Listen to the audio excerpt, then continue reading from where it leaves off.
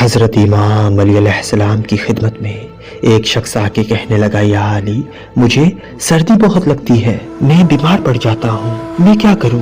بس جیسے ہی یہ کہا تو امام علی علیہ السلام فرمانے لگے، اے بندہ خدا، یاد رکھنا سردیوں میں تم بادام کھایا کرو، کیونکہ سردیوں میں بادام کھانا گردوں کو مضبوط کرتا ہے اور سردی کو دور بھگاتا ہے، اور انسان کے جسم کو اتنا مضبوط کرتا ہے کہ وہ سرد موسم کی بیماریوں سے اللہ کی پناہ میں رہتے ہیں۔ تو وہ شخص کہنے لگا، یا علی، اگر میں گرمیوں میں بھی بادام کھاتا رہوں تو؟ بس امام علی علیہ السلام نے فرمایا کہ سخت گرمیوں میں بادام کا کھانا شکم میں گرمی پیدا کرتا ہے اور جسم میں زخم بھی پیدا کر سکتا ہے۔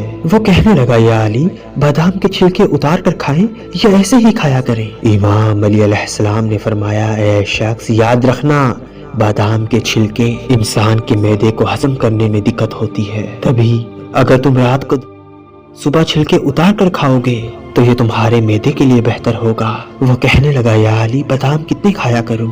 امام علی نے فرمایا، اے شخص، کم سے کم ایک دن میں 4 سے 5 بادام کھایا کرو، اور کچھ وقت بعد 10 سے 12، اور کچھ دن بعد جب تمہارا جسم 10 سے 12 بادام اچھے طریقے سے ہضم کرنے لگ جائے تو پھر ایک دن میں 20 سے 21 بادام بھی کھا سکتے ہو۔